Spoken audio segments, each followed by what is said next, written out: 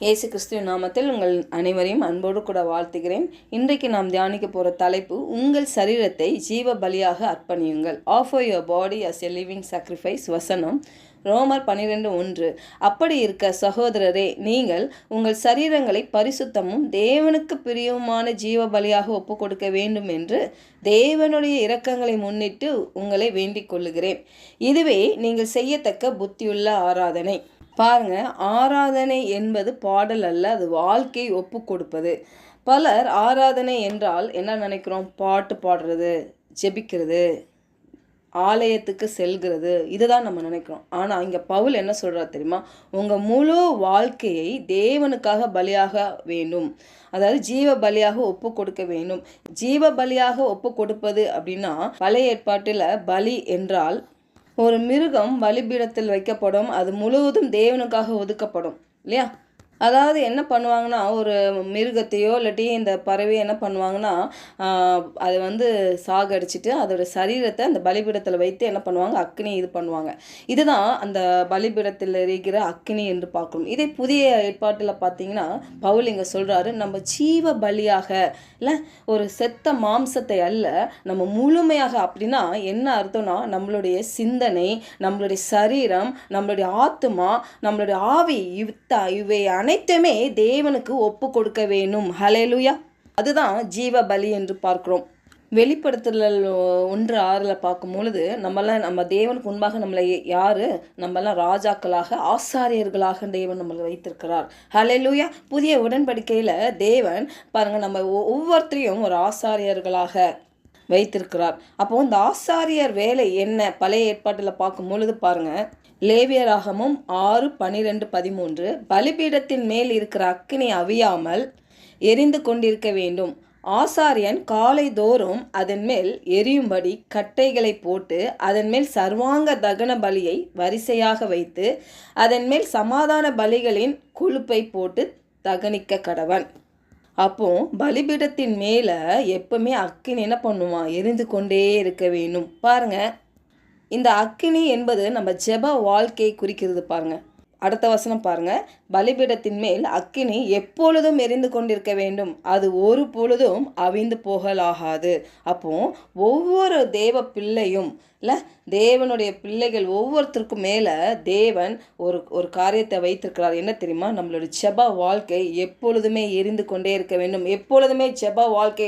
பாருங்கள், எனக்கு டைம் கிடைக்கல, எனக்கு இவ்வளோ வேலை, என்னால் இது செய்ய முடியல, அப்படிலாம் நம்ம சொல்லவே முடியாது. காலை எந்திரிக்கும் போது நைட்டு படுக்கிறப்போ மட்டும் தேடுறதுக்கு இல்லை, நம்ம டைம் கிடைக்கிறப்பெல்லாம் டைம் ஒதுக்கி இல்லை, எவ்வளோ பிஸியான ஷெடியூலில் நம்ம வேலைகள், வீட்டு வேலைகள், பிள்ளைகளை பார்த்துக்கிறது, ஆஃபீஸ் வேலைகள், எவ்வளோ நம்ம கடமைகளை, நம்ம பொறுப்புகளை நம்ம நிறைவேற்றுகிறோம்.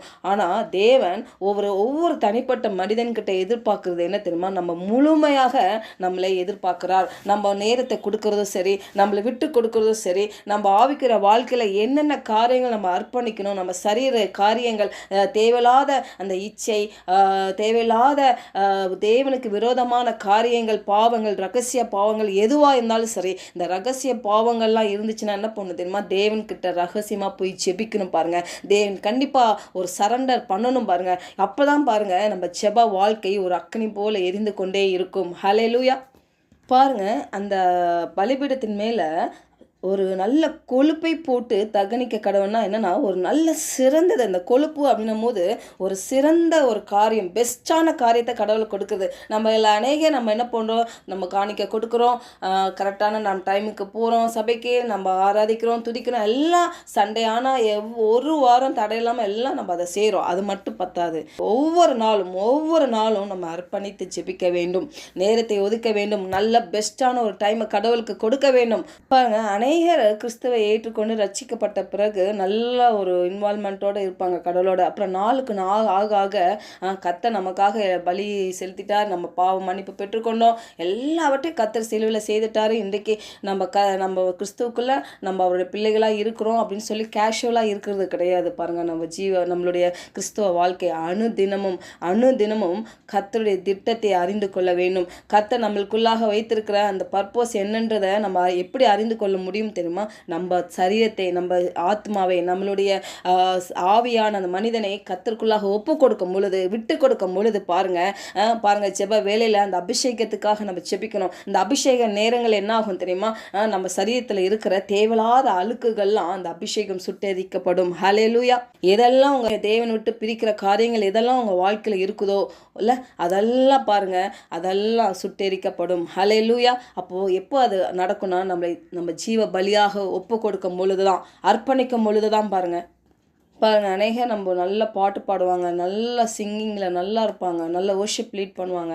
ஆனால் பாருங்கள், அவங்க நினைப்பாங்க நம்ம தான் நல்ல புத்தியுள்ள ஆராதனை நம்ம பண்ணுறோன்னு. இல்லை, இங்கே பவுல் தெளிவாக சொல்லுகிறார். பாருங்கள், இந்த பவுல் பார்த்தீங்கன்னா கிருபையின் சுவிசேஷத்தை சொன்னவரே இவர் தான் பாருங்கள். ஆனால் இவரே சொல்கிறாரு, நம்ம சரீரத்தை ஜீவ பலியாக ஒப்பு கொடுக்கும் பொழுது தான் அது புத்தியுள்ள ஆராதனை என்று சொல்லுகிறார். அதுதான் உண்மையான ஆராதனை என்று சொல்லுகிறார். ஹல்லேலூயா. பாருங்க, நம்ம மாம்சத்தின் ஒவ்வொரு இச்சையும் இந்த ஜெப பீடத்தின் முன் மடிய வேண்டும். அதனால்தான் பாருங்க, நம்ம சரீரம் ஜெபத்தை விரும்புகிறது இல்லை. சில டைமில் அர்ப்பணித்து ஒரு நேரத்தை ஒதுக்கி இல்லை, எப்பொழுது அந்த உடம்பு உண்டாகி என்ன ஆகுது, அது ஜெபிக்கணுன்ற அந்த இடத்துக்கு இந்த சரீரம் போக மாட்டேங்குது. காரணம் என்ன தெரியுமா?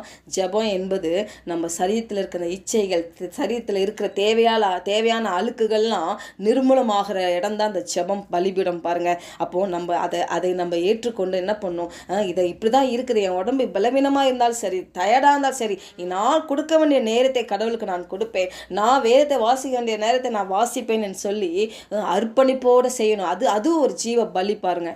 பாருங்க, நம்மை ஜீவ பலியாக ஒப்பு கொடுக்கும் பொழுதுதான் பாருங்க நம்ம மனம் புதிதாகுகிறது.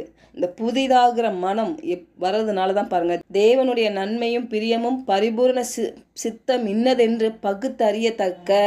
அப்போ நம்ம மனது புதிதாகும் பொழுது பாருங்க, இந்த அவருடைய சித்தத்தை நம்ம அறிந்து கொள்ள முடியும். ஹல்லேலூயா.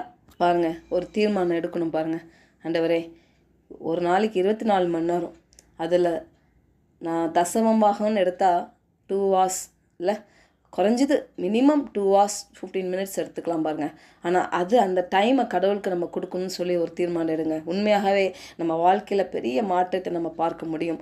அது ஜெப நேரமாக இருக்கலாம், வேத வாசிப்பாக இருக்கலாம், செய்திகளை கேட்குற நேரங்களமாக இருக்கலாம், இல்லை எதுவாக இருந்தாலும் சரி, கடவுளுக்குன்னு ஒரு அர்ப்பணிப்போடு இந்த காரியங்கள் செய்யும் பொழுது, நேரத்தை ஒதுக்கும் பொழுதும் கண்டிப்பாக தேவன் நம்மளை மாற்றுவார். நம்ம எப்படிலாம் தேவனுக்கு பிரியமாக இருக்கணும் நம்ம சுயமாய் செய்ய முடியாது. நம்ம ஒப்பு கொடுக்கும் பொழுது, பரிசுத்த ஆவியான நம்மளோடு இடைப்படும் பொழுது, நமக்குரிய அவர் பரிபூர்ண சித்தம் என்னதென்று அறிந்து கொண்டு நம்மளை அப்படியாக வழி நடத்துவார். ஹல்லேலூயா. ஜெபிக்கலாம். பரலோக தகப்பனே, இந்த காலை வேளையில் எங்களோடு நீர் இடைப்பட்டதுக்காக உமக்கு நன்றி செலுத்துகிறோம் ஆண்டவரே. அப்பா, எங்கள் சரீரங்களை ஜீவ பலியாக அர்ப்பணிக்கிறோம் ஆண்டவரே. அப்பா, பரிசுத்த ஆவியானவரே, எங்களை வழி நடத்துவீராக ஆண்டவரே. எங்கள் சிந்தனை, எங்கள் வார்த்தை ஆண்டவரே, எங்கள் சரீரம் ஆண்டவரே, எங்களுடைய தாளந்து, எங்கள் வாழ்க்கை மாதிரி எல்லாவற்றையும் உமக்கு மகிமை செலுத்ததாக இருக்கட்டும் ஆண்டவரே. எங்களை அப்படியாக விட்டு கொடுக்குறோம் ஆண்டவரே. ஒவ்வொரு நாளும் தினமும் ஆண்டவரே நேரத்தை ஒதுக்கி ஆண்டவரே உங்கள் பிரசனத்தை நாடவும் தேடவும் ஆண்டவரை எங்களை விட்டு கொடுக்குறோம். பரிசுத்த ஆவியானவர் அப்படியாக எங்களை வழிநடத்தும்படி இயேசுவின் நாமத்தினால ஜெபிக்கிறோம் நல்ல பிதாவே. ஆமென்.